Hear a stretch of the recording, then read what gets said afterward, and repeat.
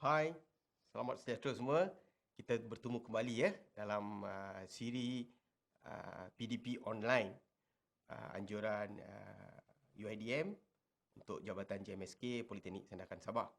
Okey, jadi pada kuliah lepas kita dah lihat untuk subjek DBM 10133 iaitu Mathematics for Technology tentang topik 3 iaitu measurement.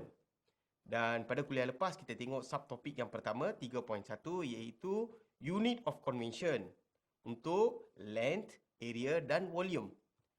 Jadi saya harap para pelajar dapat memahami apa yang telah diterapkan dan diajar dalam PDP siri 1 berkaitan dengan topik ini. Dan sebelum kita pergi kepada 3.2 iaitu topik hari ini adalah Mathematics for Technology, measurement untuk perimeter, area dan volume. Okey, kita kena lihat, kita kena tahu apakah dimaksudkan dengan perimeter. Perimeter ni adalah ukur lilit. Area luas dan volume. Jadi kita nak lihat berkaitan dengan pelbagai bentuk. Contohnya untuk cuboid, piramid, trapezium, silinder, sfera. Kita nak lihat semua bagaimana kita nak buat pengukuran. Kalau ada sfera, kalau ada silinder, bagaimana kita nak ukur luas untuk sfera. Bagaimana untuk mengetahui kuantiti isi padu sfera ataupun silinder. Perimeter, cuboid dan sebagainya. Piramid dan sebagainya. Jadi sebelum kita pergi kepada kuliah 3.2 iaitu perimeter, area dan volume, saya nak bagi sedikit recap kepada para pelajar iaitu tentang pembelajaran yang kita telah buat pada kuliah lepas. Jadi kita tengok satu soalan berkaitan dengan yang lepas. Kita buat sedikit recap, lepas tu baru kita masuk ke dalam topik ini ya. Okey, semua bersedia? Okay, right. Okey, ini question dia. Question nombor 1 ni, kita ada 3 soalan yang penukaran unit. Okey, soalan ini adalah berbentuk soalan yang biasa ditanya dalam final. Okey. Dan ada juga skema permarkan saya berikan di tepi. 8 markah, 4 markah dan sebagainya. Jadi kita kena, walaupun saya tak tunjuk semua, tetapi saya akan tunjuk 1 atau 2 contoh di sini dan saya nak para pelajar buat di rumah sebagai tutorial dan kita akan bincang dalam kelas untuk ni. Jadi kita akan tengok contohnya saya nak pergi yang ke-2 dan yang ke-3. Atau saya akan bagi contoh 2 dululah. Okey, question 2. Jadi dia kata a fish needs 8 gallon of water in a tank. If the tank can fill up in 25 fishes, find how many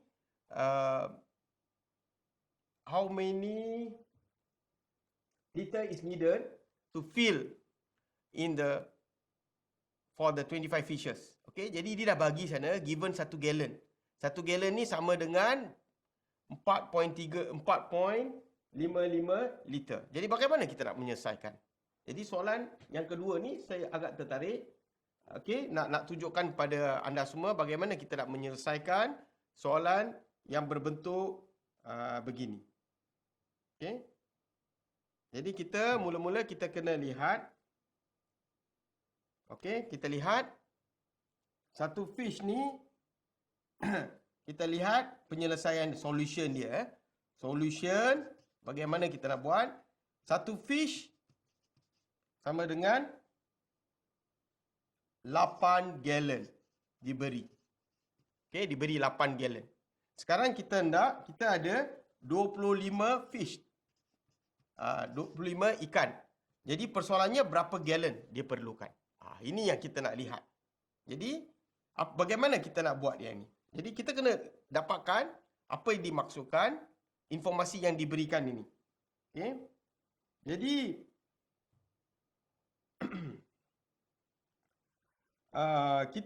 kita boleh dapat nilai, katakan ini adalah nilai X. Jadi daripada sini kita boleh kata X ini sama dengan, kalau satu fish ni 8 gallon, kalau 25 ni berapa gallon. Jadi kita boleh kata 25 bahagi 1 darab dengan 8 gallon. Jadi kita akan dapat X ini adalah 200 gallon. Ini step pertama. Jadi Ini penyelesaian yang mudah. Okey, penyelesaian yang mudah di mana satu ikan boleh untuk 8 galon. Kalau 25 ikan berapa? Jadi 25 kali dengan 8 kita dapat 200 galon. Saya rasa ini para pelajar ini straight mathematics kita boleh buat. Okey, step yang kedua adalah kita nak lihat kalau 1 galon, okey, kalau 1 galon kita boleh dapat 4.55 liter. Sekarang persoalannya dia nak tahu berapa liter yang kita perlukan untuk 200 galon ini. Jadi, kalau 200 galon sama dengan, kalau 1 galon 4.55 liter, kalau 200 galon, kita darab saja. Darab dengan 200. Jadi, kita akan dapat 910 liter. Inilah jawapannya. Jadi, jawapan akhirnya kita nak fahamkan berapakah find how many liter is needed to fill the 25 fishes. Jadi, jawapan akhirnya 910 liter air diperlukan. Jadi, bila kita dapat yang ini, so inilah jawapannya penyelesaian. Jadi, mula-mula kita kena perlukan solution, kita kena tarifkan yang ini untuk berapa galon dulu.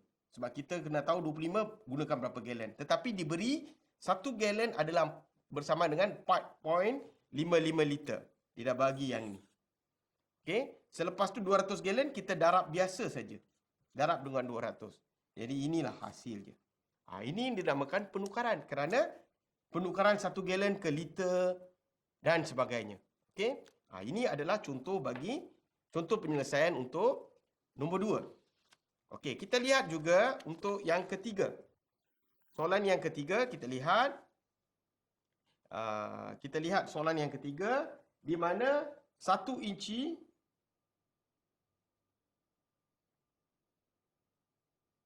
okey, di mana contohnya kita nak lihat 1 inci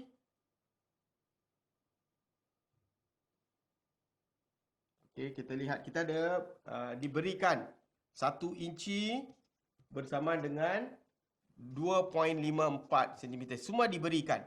Semua telah diberikan. Jadi saya nak tunjukkan kepada yang 75 yang mana kita nak bagi. Saya nak bagi satu contoh. Contohnya kita nak bagi untuk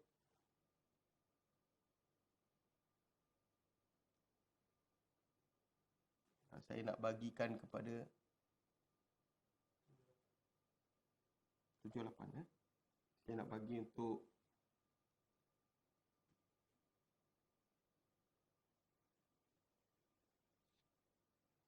okey. Kita lihat kepada 78 inci. Okey, kita lihat pada 78 inci. Okey, 78 inci bersamaan dengan berapa kaki. Ini yang kita nak lihat. Berapa kaki dia. Bagaimana kita nak buat? Bagaimana kita nak cuba buatkan yang ini? Okey. Jadi apa yang perlu ada untuk penyelesaian yang ini? Okey, jadi kita kena tahu 1 feet, 1 kaki sama dengan 10 inci. Diberi. Okey. Jadi untuk 78, kalau 78 inci, berapakah kaki diperlukan? Jadi bagaimana kita nak buat yang ini? Jadi jawapannya adalah 1 feet. 1 feet adalah 12 inci bukan 10. Minta maaf, 12 inci. Jadi kalau 78 inci berapa? Jadi kita dah tahu daripada persamaan 1 yang ini kita boleh katakan, kita boleh tuliskan 12 inci sama dengan 1 feet ataupun 1 kaki. Jadi 1 inci sama dengan 1 bagi dengan 12 feet. Jadi 1 bagi 12. Jadi sekiranya kita ada 78 inci, ini adalah 78 bahagi dengan 12 feet. Jadi ini dalam feet berapa kita boleh dapat. Jadi kalau kita buat secara perkiraan, kita akan dapat 6.5, 6.6. Okey, kalau kita lihat, kita akan dapat, kalau kita buat yang ni, kita akan dapat lebih kurang dalam 6.6 feet. Okey, lebih kurang. Okey, 6.6 feet kalau kita bahagi. Jadi inilah jawapannya. Jadi 78 inci, bila tukar inci kepada feet, feet ini kaki ya. Inilah jawapan yang kita akan dapat. Jadi inilah cara kita bagaimana kita nak buat penukaran unit conversion daripada inci kepada feet. Jadi dia punya kelintitan dia, cerita dia daripada 78 inci kita kena tahu berapa feet. Ni soalan dia. Diberi ataupun diberi ya. 1 feet sama dengan 12 inci. Lepas tu berapa feet untuk 78 inci. Jadi yang ini kita tukarkan balik. Kita tulis dia persamaan. Contohnya X sama dengan Y. Kita boleh tulis Y sama dengan X. Jadi kita tulis 12 inci sama dengan 1 feet. Jadi 1 inci 1 bagi 12 feet. Jadi kita nak cari untuk 78 inci. 78 bahagi dengan 12. Kita dapat jawapan 6.6 feet. Jadi beginilah cara penyelesaian yang perlu kita buat. Step by step kita kena ikut. Okey? Jadi ada lagi beberapa soalan. Saya minta para pelajar cuba dan sekiranya ada kemusykilan dalam sesi tutorial kita akan bincang. Okey? Saya nak anda semua cuba. Step by step. Okey? Harap cuba. Kalau tak cuba memang kita tak tahu. Matematik ni tak boleh hafal. Matematik kena buat dan kita kena fahami step dia baru kita boleh menghayati dan boleh menyelesaikan sebarang masalah. Harap para pelajar semua cuba ya. Okey, kita pergi untuk kuliah hari ini.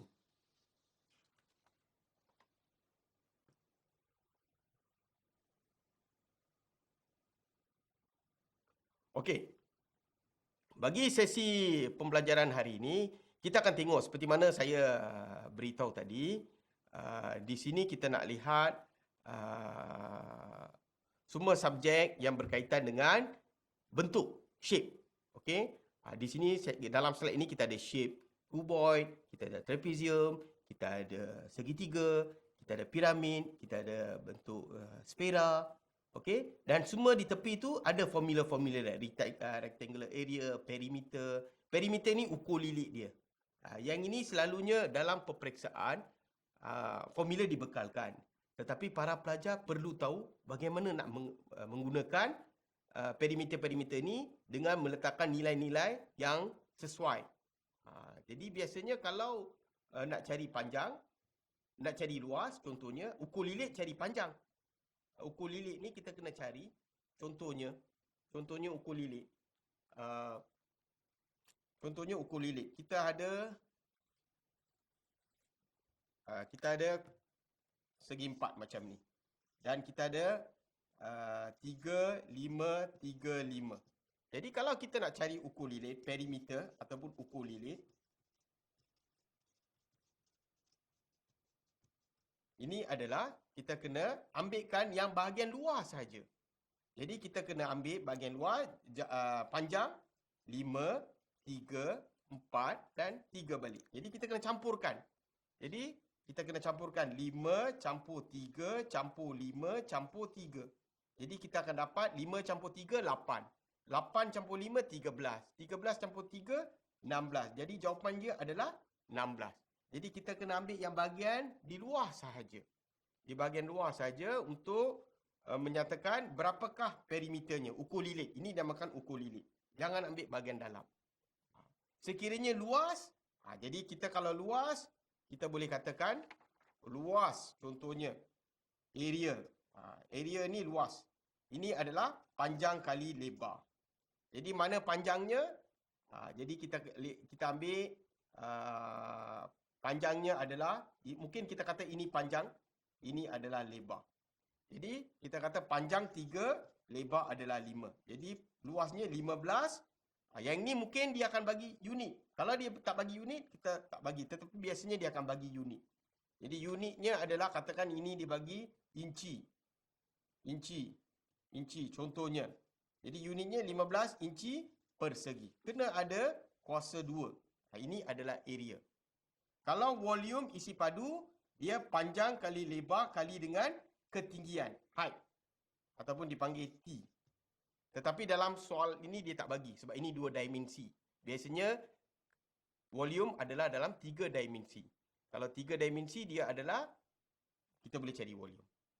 Jadi nanti kita akan tengok contoh-contoh dalam sesi pembelajaran ini, di mana contoh-contoh YouTube saya bekalkan supaya untuk pemahaman lebih mendalam kepada para pelajar. Okey, kita teruskan. Okey, jadi shape-shape yang ada di sini hari ini adalah kita lebih kepada yang biasa kita guna pakai. Okey, mungkin kita dah belajar di peringkat sekolah menengah lagi. Jadi benda ni sama saja, bukan yang biasa. Okey, kita pergi the next sambungan. Ini pun shape-shape yang ada bentuk-bentuk dari segi ini adalah lebih kepada 3 dimensi. Okey, jadi semua ni diberikan untuk rujukan untuk para pelajar. Jadi tak perlu hafal, tetapi kena tahu yang biasanya bagaimana kita nak guna pakai. Formula diberikan. Tetapi kalau boleh mengetahui hafal, lagi bagus. Okey.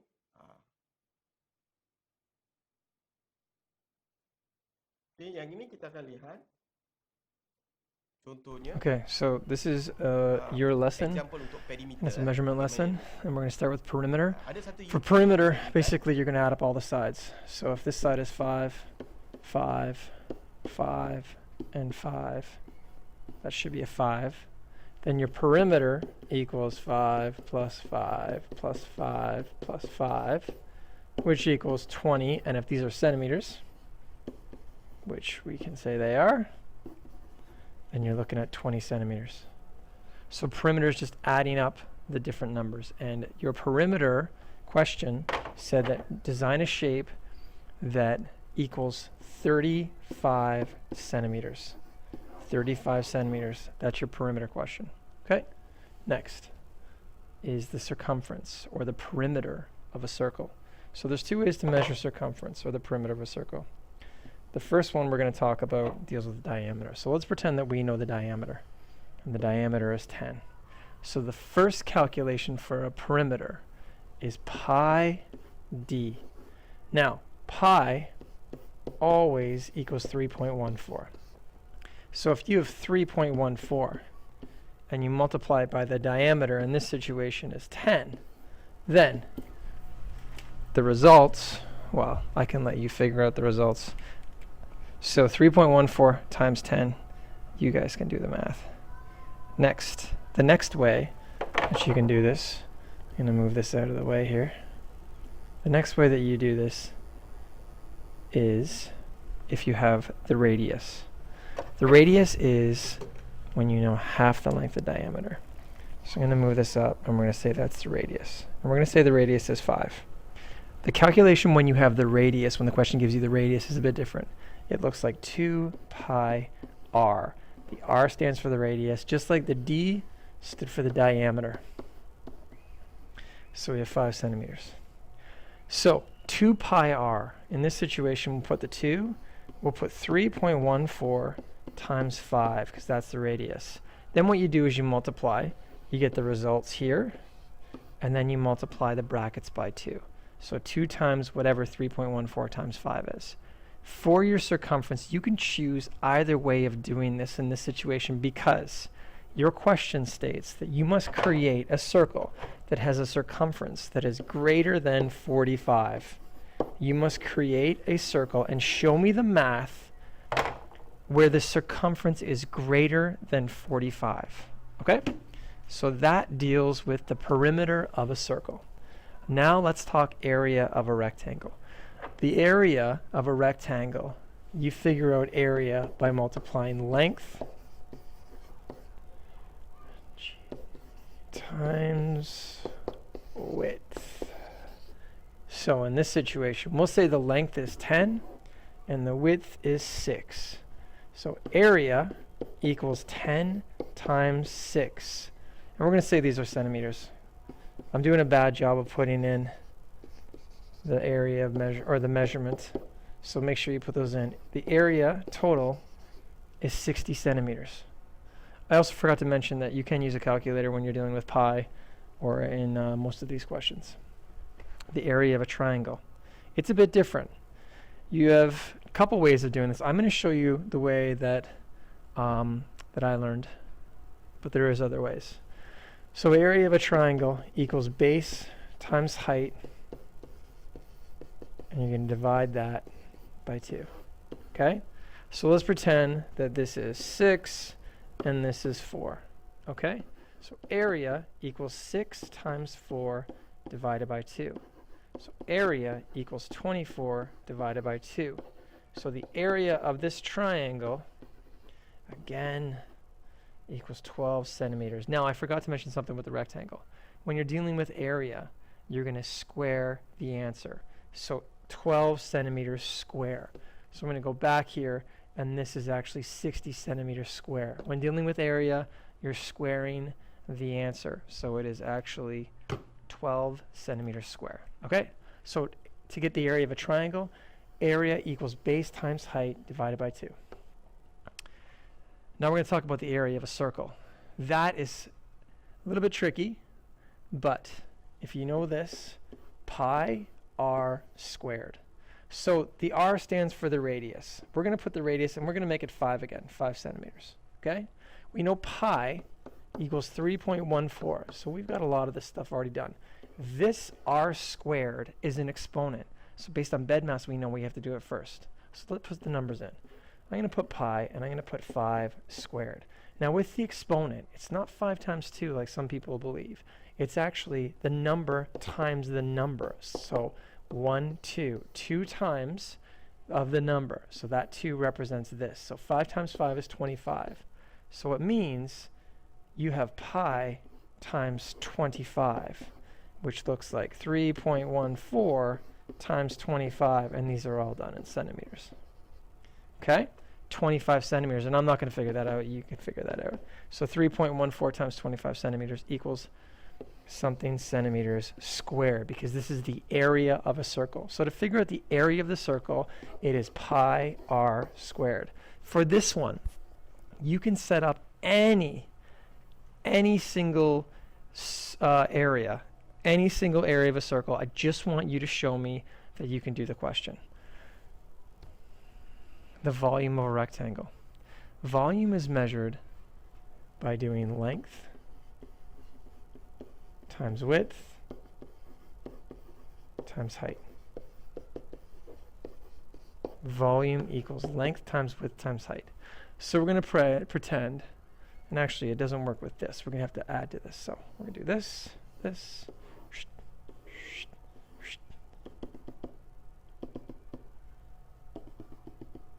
So we're going to say the length is 10, the width is 5, and the height is 4. So volume equals length, which is 10, times width, which is 5, times height, which is 4. So 10 times 5 is 50, times 4. So you have 200 centimeters. Now, because this is the volume, you're actually cubing your answer, because you're working more with 3 dimensions. So it's 200 centimeters cubed. For this volume question, you have to create a shape that has the volume of 180 centimeters cubed. That is your question for this one. Create a shape that has a volume of 180 centimeters cubed. So length times width times height, so something times something times something, and it has to equal 180 centimeters cubed. The last one we're going to look at is surface area. Surface area, and I've got this question up here. Surface area is done a bit different. The actual equation for surface area is 2 times area A plus area B plus area C. So what is area A, B, and C? Basically, you're going to take this shape and you're going to break it into A, into B, and into C. So A is this shape here, B is this one here, and C is your top. So let's start with area A. So area A, to find area, you have to do length times width. So that is 3 times 2. So, and this says feet, but we're going to do centimeters. So the area A is 6 centimeters squared. So that's area B, A. Now let's check area B. Area B is length times width, so that 2 feet is here and 6 feet. So I'm going to do 2 times 6, so it's 12 centimeters cubed for area B. Area C is up here. You'll see this 6 foot is right here, and this 3 feet is right here. So that's 3 and that's 6. So area C equals 3 times 6, which equals 18 centimeters cubed. So now, you're going to plug these numbers into this equation. So 2 and area A equals 6 centimeters, plus area B, which equals 12 centimeters, plus area C, which equals, 18 centimeters. And these are all centimeters squared. You're going to add up these 3 and multiply them by 2. So 6 plus 12 is 18. 18 plus 18 is 36 centimeters cubed. You're going to multiply that by 2, and you're going to get 72. Centimeters cubed. For the surface area question, you are going to build a shape that has a total of 650 centimeters cubed. 650 centimeters cubed. Now, I'm going to give you a little bit of a hint.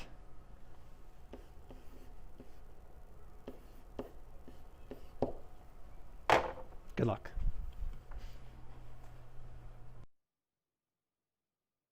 Okey. Apa yang kita lihat sebentar tadi adalah tentang contoh-contoh pelbagai masalah untuk menyelesaikan luas, volume, untuk bentuk-bentuk yang berlainan. Jadi video tadi menerangkan secara step by step.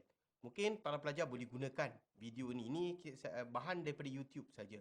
Jadi mungkin boleh dimain balik atau gunakan nota ni. Apabila kita ada soalan, kita boleh gunakan cara pendekatan yang ni. Cukup mudah. Okay? Kita tengok the next slide. Okay? Yang ini adalah bagi unit of area parameters. Ini telah diterangkan dalam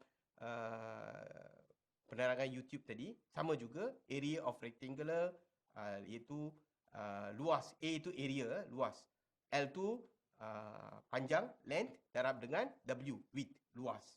Lepas tu kalau area parallelogram. Parallelogram ni dia lebih kepada yang bentuk macam cuboid, tetapi dia lebih besar sikit daripada rectangular. Jadi kita anggapkan sebagai rectangular. Sama juga area dia panjang kali lebar. Length versus times by width. Sama juga. Area of triangle. Triangle ni segitiga. Dia luas kali dengan width tapi bagi 2. Jadi kita kena lihatlah dia bagi 2. Jadi dia setengah darab panjang kali tapak. Lebih kurang macam itu. Okey, itu adalah untuk triangle. Kita tengok yang ini juga untuk trapezoid. Trapezoid bentuk macam ni. Jadi trapezoid ni dia ada, kalau kita lihat, dia ada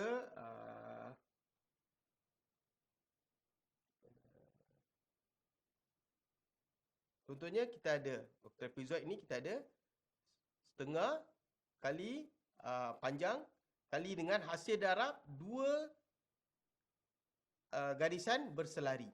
Nampak? Dia mesti ada 2 garisan berselari. Satu dengan yang ni, panjang berselari, bertetangkan. Jadi kita ambil hasil campur. Jadi contohnya 6 campur dengan 10 dapat 16, darab dengan ketinggian bagi dengan 2. Jadi ini adalah formula dia, trapezoid. Dia setengah darab panjang, 4 tu panjang.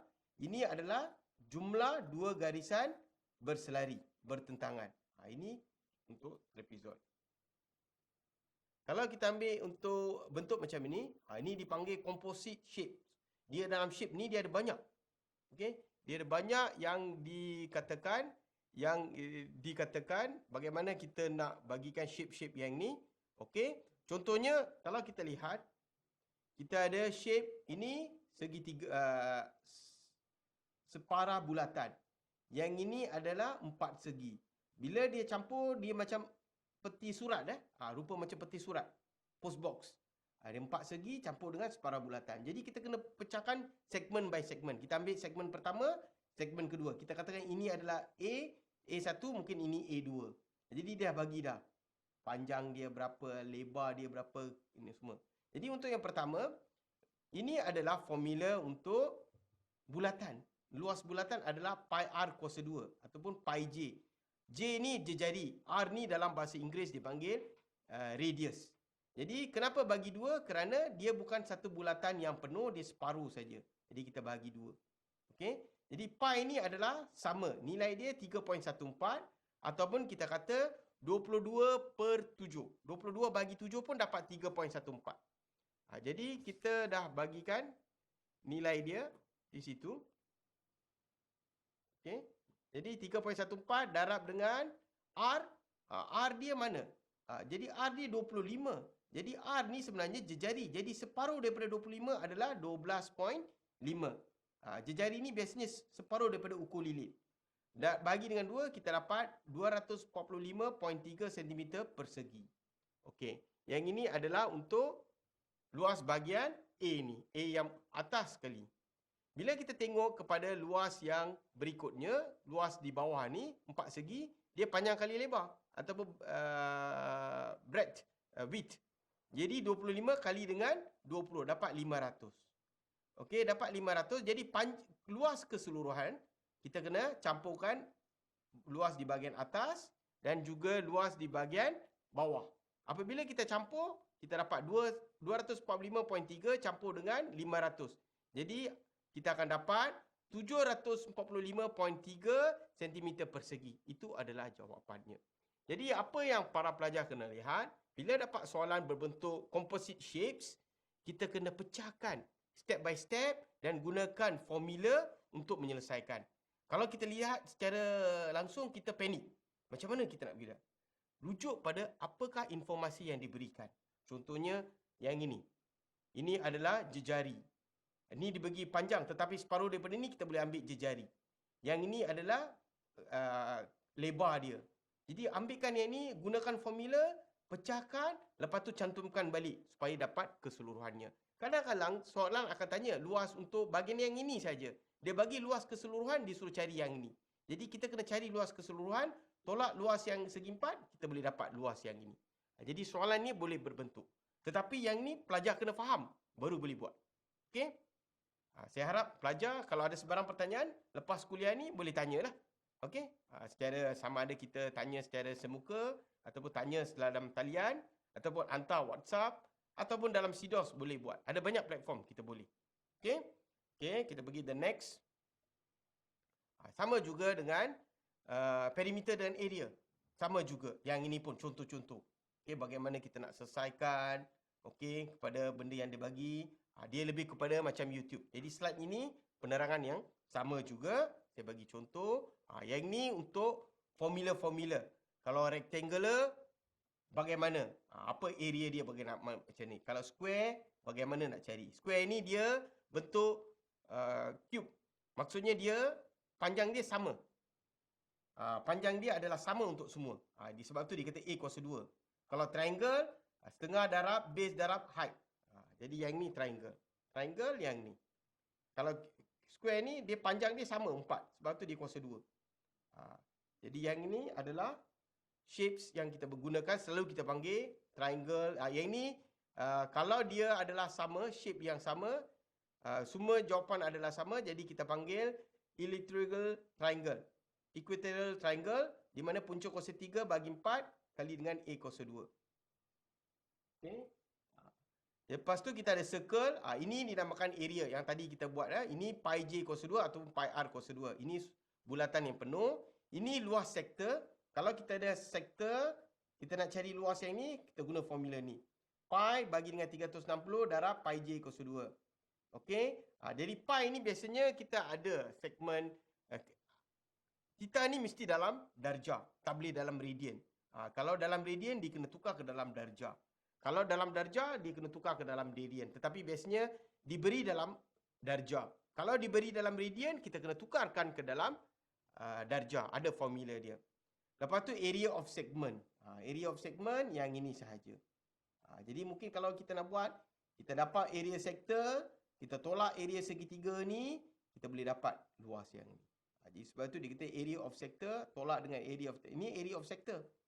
Kita ambil yang ni, area of sector. Kita guna formula yang ni. Okey. Lepas tu kita tolak area of triangle ni, kita dapatlah yang kawasan biru ni. Itu area of segment. Segment ni kecil. Contohnya macam kita beli pizza. Pizza ni adalah area of sector. Tetapi dalam pizza tu kita potong. Contohnya kita ambil yang personal, dia potong 4. Jadi 4 tu keping, satu keping kecil tu dipanggil segmen. Jadi 4 cantuman segmen tu jadi sektor. Ibaratkan pizza saja. Jadi senang kita nak menggambarkan masalah ni. Okay. Next kita tengok pada parallelogram. Yang ni parallelogram ni dia lebih kepada 2D di mana dia ada base dan height. Dia tak main dengan width. Okey. Trapezium sama juga yang tadi kita dah tengok, setengah darab dengan tinggi darab dengan hasil tambah 2 garisan selari dan rhombus. Setengah darab dengan diagonal A1 dan A2. Okey. Tapi biasanya rhombus jaranglah. Rhombus ni bentuk macam layang-layang. Kita nak main layang-layang ni, dia bentuk rhombus.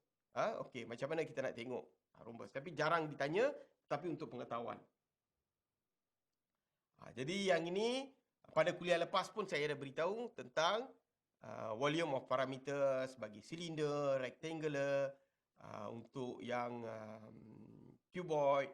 Okey, ini untuk sebagai rumusan apa yang kita belajar. Jadi saya ada lagi 2 YouTube yang nak dipaparkan supaya para pelajar dapat memahami dengan lebih lanjut tentang sesi pembelajaran bagi 3.2 subtopik measurement, supaya dengan YouTube ini pemahamannya akan lebih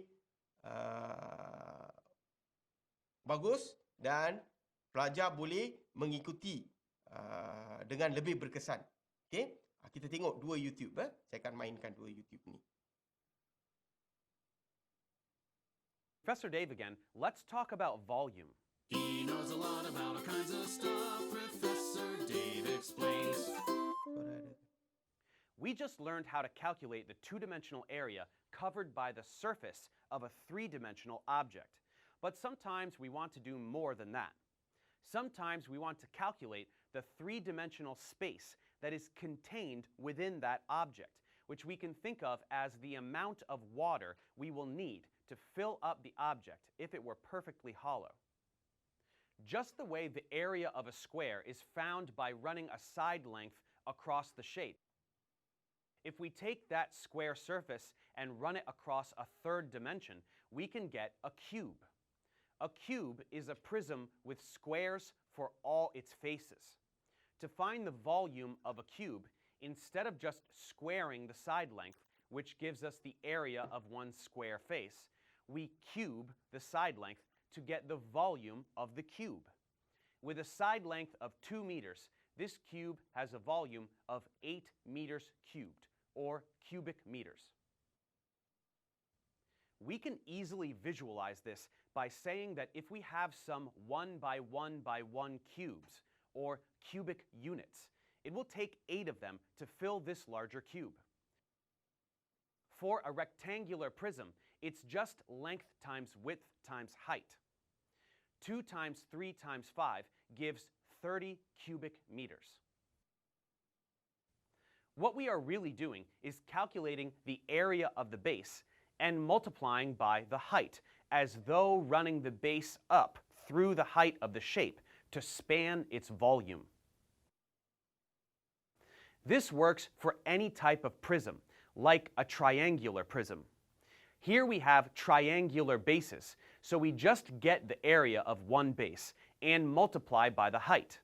If the triangle itself has a base and height of 2 and 3 meters, and the prism has a height of 10 meters, we get 1/2 2 times 3 times 10, or 30 cubic meters. This works for cylinders too. It's always just base times height. The base of a cylinder is a circle, so we find the area of this circle and then multiply by the height of the cylinder. If the height is 6 meters and the radius is 3, we get pi r squared, or 9 pi times 6, or 54 pi cubic meters. Now let's move on to some trickier shapes. How do we calculate the volume of a pyramid? This will be different from a prism because we can't just multiply the base times the height, as the triangular faces slope inward. Instead, we will use the formula 1/3 base times height. So if we have a square pyramid which has a base with a length of 3 and the pyramid has a height of 5, we get 9 for the base, times 5 is 45, times 1/3 is 15 cubic meters.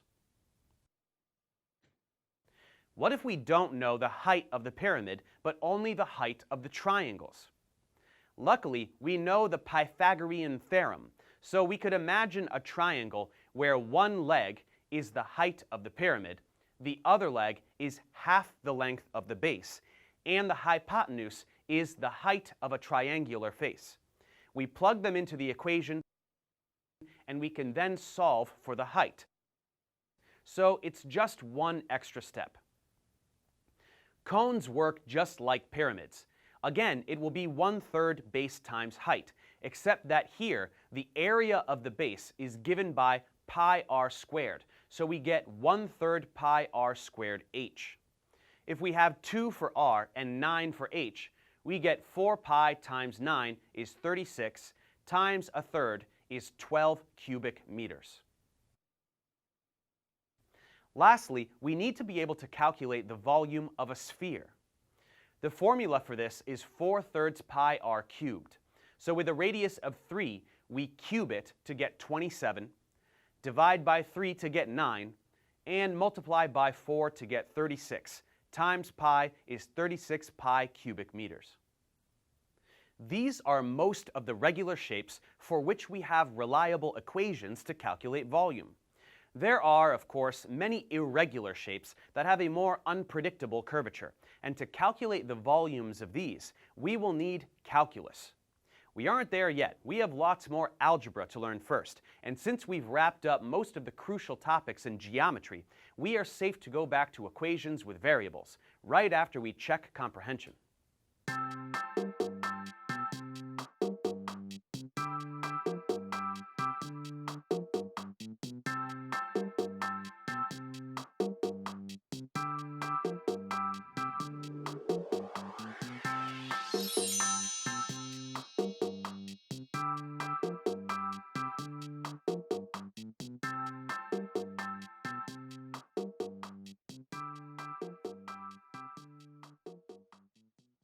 Thanks for watching, guys. Subscribe to my channel for more tutorials. Support me on Patreon so I can keep making content.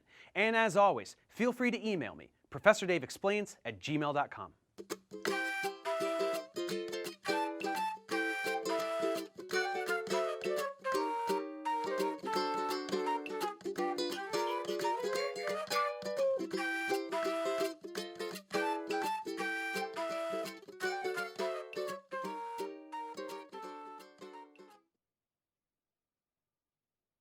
Okey, saya rasa apa yang kita lihat tadi adalah satu penerangan daripada Profesor Dave di mana dia explain bagaimana kita nak buat step by step shape-shape yang biasa, bentuk-bentuk biasa. Okey, saya rasa sebab bila kita tengok dalam YouTube dengan gambaran diberi ilustrasinya nampak menarik, dan sebab itu saya memilih YouTube ini, channel ini, kerana saya rasa ia lebih berkesan daripada kita bercakap.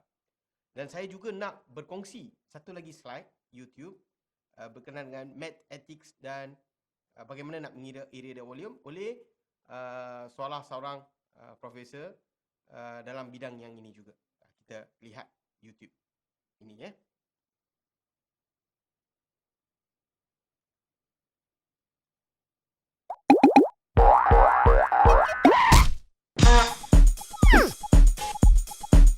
Hi, I'm Rob. Welcome to Math Antics. In this lesson, we're going to learn about another important geometry quantity called volume.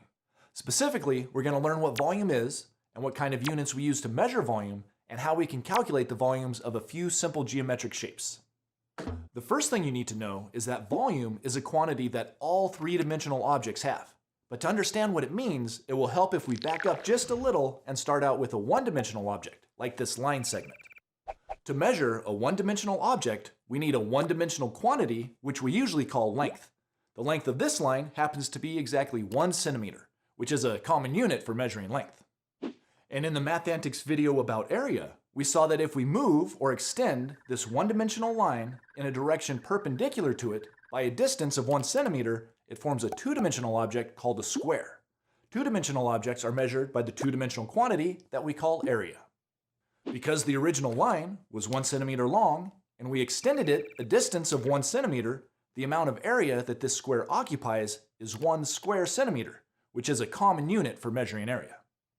Okay, now imagine that we take that two-dimensional square and move or extend it in a direction perpendicular to its surface by a distance of 1 centimeter. It forms a three-dimensional object that's called a cube. And to measure a three-dimensional object like this, we use a three-dimensional quantity called volume. Volume tells us how much three-dimensional space, or 3D space, an object occupies. Alright, but how much volume does this cube have?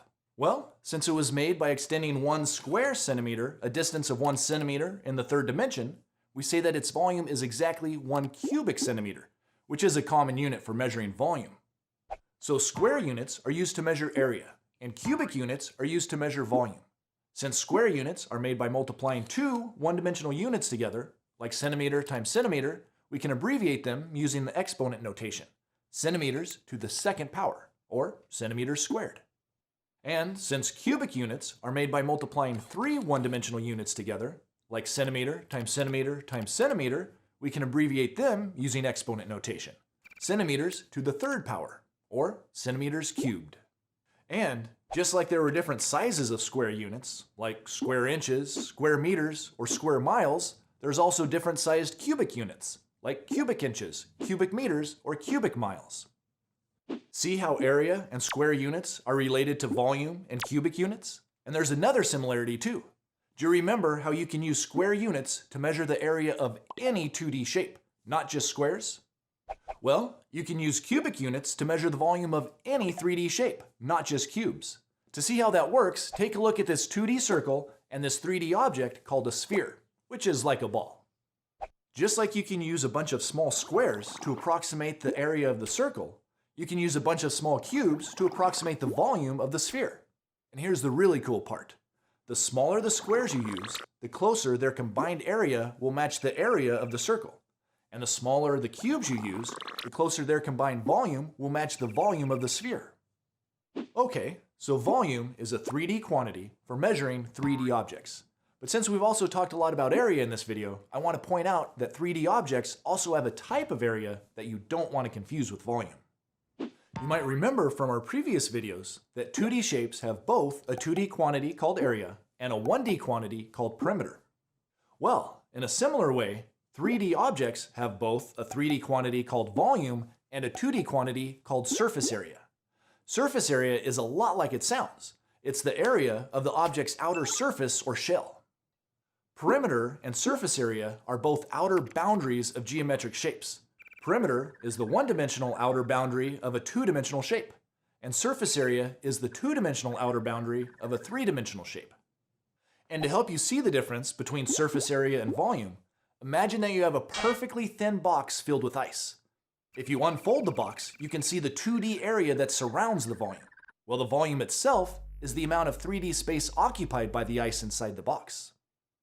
Alright, so now that you understand what volume is, and you won't confuse it with surface area, we're going to spend the rest of the video learning how to calculate the volumes of some basic geometric shapes. But before we do that, I want to quickly mention something important about terminology, or the words we use to describe things in math. Most of the time, people agree on what to call things in math, but not always. And that's especially true when it comes to the words that we use to describe the dimensions of geometric objects. Take the words length, width, and height, for example. If I have a rectangle, I can name its two dimensions, length and width, like we did in the area video. But I could also name them width and height if I wanted to. The actual names of the dimensions really aren't important, so different teachers might use different names. The important thing is to be flexible and realize that the math concepts are the same, even if different words are used to explain them. For example, the area of a rectangle is always found by multiplying its two side dimensions together, no matter what they're called. Okay, back to calculating volumes. A lot of 3D shapes can be formed by taking a 2D shape and then extending it along the third dimension. For example, if you start with a rectangle and then extend it along the third dimension, you get a 3D shape called a rectangular prism. If you start with a triangle and then extend it along the third dimension, you get a 3D shape called a triangular prism. And if you start with a circle and extend it along the third dimension, you get a 3D shape called a cylinder. From the others, you might have thought that it should be called a circular prism. But technically, prisms are shapes that are formed by extending a polygon. And since a circle is not a polygon, the resulting shape is not called a prism. Okay, so the good news is that there's a general formula for calculating the volume of these types of 3D shapes. All you have to do is find the area of the original 2D shape that got extended and then multiply that by the length or distance that it was extended. Usually, that original shape is called the base of the object. So, let's start with this rectangular prism and calculate its volume. The base is the original rectangle, and its dimensions are 4 centimeters by 3 centimeters.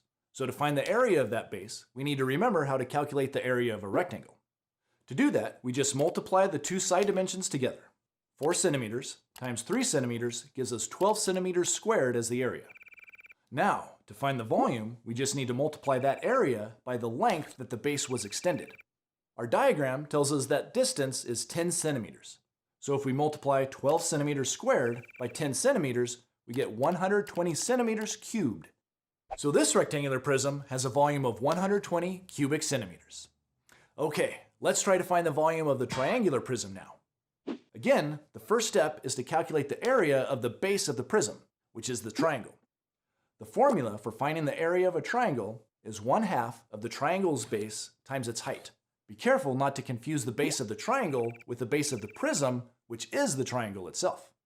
Our diagram tells us that the base of the triangle is 10 inches and its height is 8 inches. So 1/2 the base times the height would be 1/2 of 10 times 8. 10 times 8 is 80, and 1/2 of 80 is 40, so the area of the triangle is 40 inches squared. Now all we have to do to find the volume is to multiply that area by the length that it was extended. We're told that the length is 50 inches, so we multiply 40 inches squared by 50 inches and we get 2,000 inches cubed. That's the volume of this prism. All right, are you ready to try finding the volume of the cylinder now? The cylinder is made by extending a circle, so first we need to calculate the area of that circle. As we learned in a previous video, the area of a circle is found by multiplying pi times its radius squared. The radius of this circle is 2 meters. So if we square that, we get 4 meters squared. Then we multiply by pi, which is approximately 3.14, and we get 12.56 meters squared. Now that we know the area of the circle, to find the volume of the cylinder, we just multiply that area by the length that the circle was extended, which happens to be 10 meters.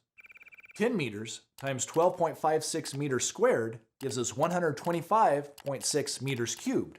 So the volume of this cylinder is 125.6 cubic meters. So, do you see how to find the volume of 3D shapes like these? Shapes that are made by taking a 2D shape and then extending it along a third axis? You just find the area of that shape and then you multiply it by the length that it was extended, and that gives you the volume. And it works for any 2D shape. It works for trapezoids or pentagons or diamonds or stars or hearts. All right, man. Now that I know how to accurately calculate volumes, playtime is way more fun. Of course, not all 3D shapes are made by extending a 2D shape along a third dimension. Some are made by rotating a shape around an axis, like the sphere we saw earlier in the video, for instance. One way to form a sphere is to rotate a 2D circle around one of its diameter lines. And another common 3D shape that can be formed by rotating a 2D shape around an axis is a cone. A cone can be formed by rotating a right triangle around one of its two perpendicular edges. Since the formulas for finding the volumes of spheres and cones are more complicated to explain, we don't have time to learn how we arrive at them in this video. So for now, it's best if you just memorize the formulas so you can use them on tests if you need to. To find the volume of a sphere, you use the formula volume equals 4/3 times pi times radius cubed. And to find the volume of a cone, you use the formula volume equals 1/3 times height times pi times radius squared. Let's try one example of each before we wrap up. Here's a sphere with a radius of 2 centimeters. Fortunately, that's the only dimension we need to find its volume.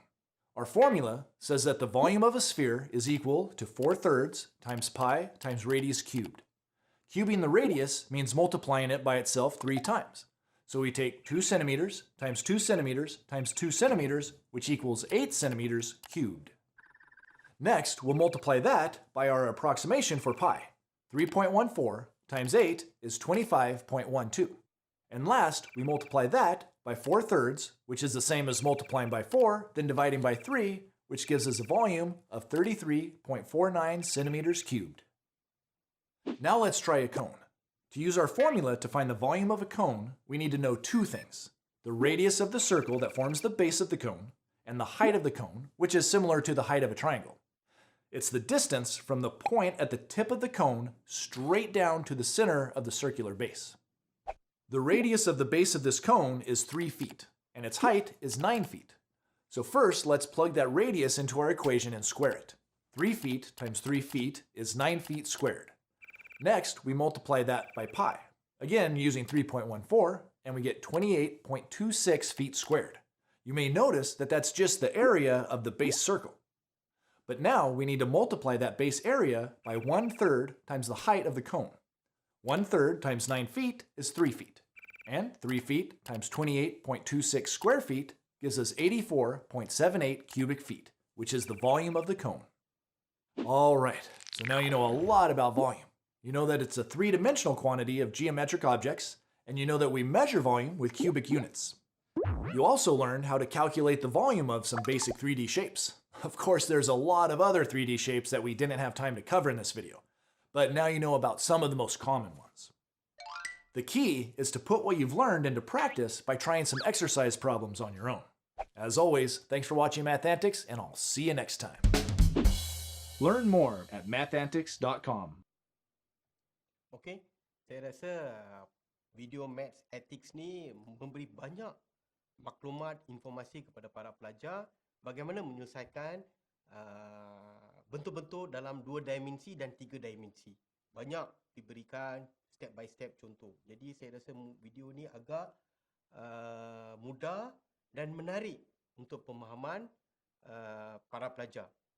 Jadi kita boleh gunakan video ni, slide ini untuk latihan kita dan sebagainya. Jadi untuk sesi 3.2 unit of measurement, iaitu untuk melibatkan perimeter, area dan volume, kita dah cover setakat ini. Dan sebelum saya habiskan kuliah kita pada sesi ini, saya nak berikan satu latihan kepada anda semua supaya anda cuba buat, dan kita akan discuss dalam sesi tutorial nanti. Okey? Dan soalannya adalah ini exercise kita. Ini diberikan, ada figure 2. Okey, diberikan figure 2 ni diberikan di sini. Okey, di mana figure 2 below shown ini sebenarnya salah satu soalan yang keluar dalam final. Soalan-soalan tahun lepas saya ambil soalan tersebut untuk pemantauan. Ni ada DV bahasa di situ. Jadi dikata figure 2 below shows 9.6 cm height silo which is commonly used for agriculture to store gram in a wheat field. Okay, if the diameter of the silo is 4.5, determine the area of the curved surface. Okay, area of the curved surface cylinder and the base area of cylinder. Itu dalam bahasa Malaysia, bahasa Inggeris. Jadi yang ni kita dah bagi diameter 4.5, ketinggian 9.6. Jadi dia ada 2 sesi di sini. Bahagian atas, jadi kita pecahkan seperti kita buat multiple shape tadi, composite shape. Jadi pecahkan, gunakan formula yang sepatutnya. Saya harap para pelajar kalau faham kuliah hari ini dapat menyelesaikan. Jadi cuba buat. Lepas tu kita akan bincang dalam sesi akan datang. Saya akan bagi penerangan dan juga mungkin kita boleh bincang dalam sesi tutorial juga. Jadi saya rasa dengan penerangan ini para pelajar dapat memahami sesi kuliah pada kali ini. Dan sebarang pertanyaan, tolong WhatsApp pada saya. Gunakan platform CDOS dan juga gunakan media-media yang bersesuaian, social media, untuk kita berinteraksi dan pemahaman yang lebih lanjut. Okey, saya harap para pelajar dapat menimba ilmu pada sesi kali ini. Dan seperti last kali saya nak beritahu, jangan hafal. Kita kena buat. Bila buat, maths ni kena buat. Hari-hari kena buat latihan, baru kita boleh faham. Sekiranya kita main hafal je, tak boleh. Kita kena faham. Bila ada formula, kita nak tahu bagaimana nak menggunakan formula.